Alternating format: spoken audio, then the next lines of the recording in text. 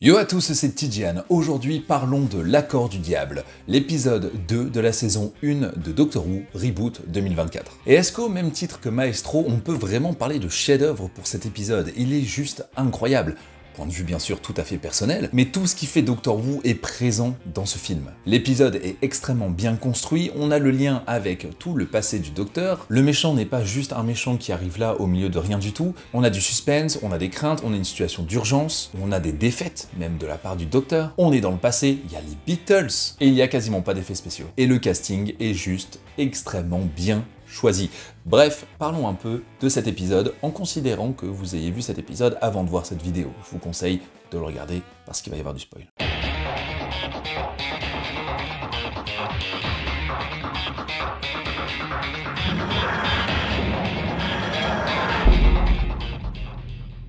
Ok, je vais tout de suite commencer en parlant du casting. Je ne sais pas à quel moment Russell T Davies s'est dit que Jinx Monsoon était parfait pour faire ce rôle, mais le fait est que jouer Maestro est juste incroyable. Je vois pas quelqu'un d'autre jouer ce rôle tellement c'était bien exécuté. Le côté un peu fou du personnage, le côté surpuissant, le côté sûr de lui, et en même temps la peur qui s'est lue dans son visage à un moment, tout était présent et extrêmement bien exécuté. Au même titre que le Toymaker était brillamment exécuté. Ce que je veux dire, c'est que à chaque fois, le casting des méchants est incroyable. Honnêtement, même titre que Sacha Dhawan pour le maître, qui était vraiment, je trouve, parfait, ou Ncuti Gatwa pour le docteur. Bref, il y a vraiment quelque chose avec le casting de cette saison qui rend cette saison encore plus incroyable. Dans cet épisode, le docteur prend tout de même un risque considérable, puisqu'il se retrouve à une époque où il se trouvait lui-même, dans les années 1960 en tant que premier docteur joué par Hartnell. Et on sait pertinemment que s'ils se croisent, ça sent pas bon. Même si oui, il a déjà croisé plusieurs versions de lui-même à plusieurs moments différents,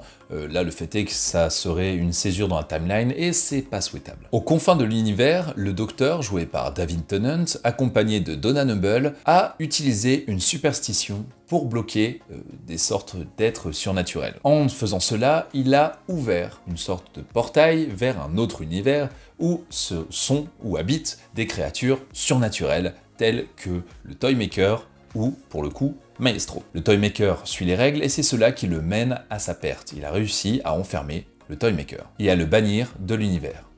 Le fait est que la porte est tout de même ouverte pour cet univers de créatures surnaturelles. De cet univers surgit Maestro qui se trouve être l'enfant du Toymaker qui peut maintenant enfin se libérer puisque son père, qui l'empêchait de sortir de l'univers, est maintenant enfermé. Et ça nous apprend une chose extrêmement importante sur ces êtres hors du commun, c'est que il y a une condition à leur arrivée, mais aussi une condition à leur départ. Oui, ces êtres sont imbattables, oui, le docteur en a peur et il a bien raison parce qu'ils sont capables de strictement tout et ils sont beaucoup plus puissant que le docteur lui-même. Quoi qu'il fasse, il est obligé de perdre contre eux, sauf s'il trouve cette seule condition qui lui permet de battre cet être unique en son genre. Vraiment, on est sur les contrats du nain Tracassin dans Shrek 4 et il faut trouver la petite subtilité du contrat pour réussir à s'en débarrasser. Maestro, comme son nom l'indique, est forcément un pseudonyme, puisque comme le docteur, on se retrouve avec des ennemis qui ont des pseudonymes. On va avoir le Toymaker, on va avoir Maestro. Et Maestro, comme son nom l'indique, est lié à l'univers de la musique. Alors d'ailleurs, petite info, quand je disais qu'il n'y avait pas d'effets spéciaux, il y a quand même ces notes de musique qui viennent s'enrouler sur les gens, mais ce qu'il faut savoir, c'est qu'il y a vraiment eu des personnes sur fond vert qui se promenaient avec des genres de notes un peu sinueuses comme ça, dans l'espace, pour justement recréer les notes. C'est-à-dire que tout n'est pas fait par effets spéciaux. Quand ça s'enroule autour des gens, oui, mais quand ça se promène, je sais pas si c'est... ils se sont servis de ce mouvement pour créer l'effet spécial, ou si ils ont fait une sorte de stop motion, parce que des fois, j'en sais rien, mais il y a des petits raccords, je me dis tiens, c'est un peu bizarre. Bref, son arrivée est donc définie par la musique, l'accord du diable. L'accord interdit, l'accord oublié, celui qui ne devrait pas exister, celui qu'on ne devrait pas jouer. Et pour cause, il fait apparaître Maestro. Et en tant que musicien, j'avoue que j'ai vraiment kiffé cet épisode parce qu'il est lié à 300 000 % à la musique. Et ça, c'est très agréable. Bref, si la musique fait entrer Maestro, la musique fera disparaître Maestro. Parce que dans cet univers-là, qui a été créé par le Maestro, qui est donc une sorte d'univers parallèle à celui où vit le Docteur, même si c'est devenu son univers qui fait que le Docteur et Ruby viennent d'un univers parallèle de ce monde-là, bref, la musique n'existe plus. Et on se rend compte à quel point la musique est importante, à quel point le fait d'avoir toutes ces chansons est extrêmement important, aspirant et fait beaucoup de bien à l'âme de chaque être humain sur cette terre. Un monde où les gens ont peur de la moindre musique et où n'ont plus l'envie de faire de la vraie musique, est un monde qui court à sa perte, comme on peut le voir quand le Docteur et Ruby reviennent à leur année de base, même si le Docteur s'en doutait, eh bien tout est détruit, il n'y a plus rien. Et ça, juste en faisant disparaître la musique. Ça m'a fait beaucoup rire d'ailleurs de voir les Beatles enregistrer en studio un son aussi médiocre. C'était très drôle. Bref, première aventure dans le passé pour Ruby et ce nouveau Docteur, et honnêtement, ils sont extrêmement stylés. Enfin, je trouve plus Ncuti Gatwa que Miley Gibson, mais avec leur costume des années 60, leur style, c'était impeccable, juste incroyable. Pendant un temps, je pensais vraiment que le Docteur allait réussir à trouver les notes, l'accord qu'il fallait pour faire disparaître Maestro. Et j'allais trouver ça, sans méchanceté, trop simpliste, parce que le Docteur aurait puisé dans son expérience personnelle de plusieurs milliers d'années, ou de plus d'un millier d'années au minimum, pour pouvoir trouver cet accord qui permettrait à Maestro de partir. Mais c'est très simple, parce que le Docteur n'est pas un génie musical, il a fallu un génie pour faire venir Maestro. Et là on voit que le Docteur se plante sur la dernière note. Et pourtant on est dans une situation assez extrême. Ruby est en danger, le Docteur, du coup, face à Maestro, il est également en danger, et là, ils perdent tous les deux. Maestro développe donc sa puissance, après avoir accepté de jouer une sorte de jeu avec le Docteur, où l'un et l'autre semblaient chercher l'accord parfait qui vibrait avec l'autre être pour le faire disparaître, un accord donc de destruction d'un être, car tout vibre à une fréquence, il y a donc une fréquence qui permettrait de détruire tout objet par la vibration. Ma source scientifique pour dire ça, c'est clairement Flash.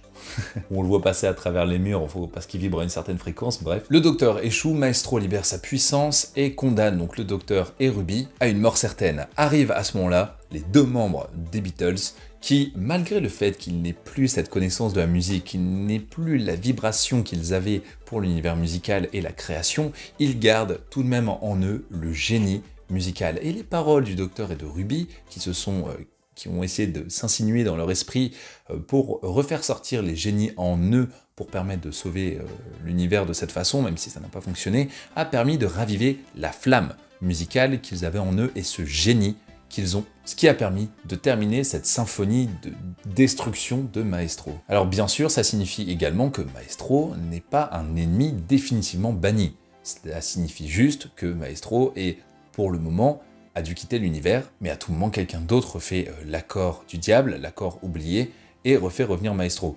Bon, d'accord, du coup, pour le coup, il suffirait que le Docteur réussisse à retrouver l'accord qui était joué par les Beatles à ce moment-là, et Maestro redisparaît. Donc je pense pas que ce soit un ennemi qui reposera de nouveau des problèmes, contrairement au Toymaker qui pourrait revenir à tout moment, même s'il a été banni de l'univers, on sait jamais, il peut se passer n'importe quoi. Mais Maestro semble plutôt définitivement battu, et ce, par le génie musical des Beatles. Et ce qui est bien dans Doctor Who, c'est comme ça on va avoir des grandes figures que l'on va rencontrer. Je pense à Churchill, Van Gogh, ou comme là les Beatles, toujours des personnes incroyables. Historiquement incroyables, je les connaissais pas humainement, j'en sais strictement rien. Bref, cela nous prédit une suite juste incroyable, j'attends de voir ça avec impatience et je manquerai pas de vous en parler. Sur ce, je vous dis à très bientôt.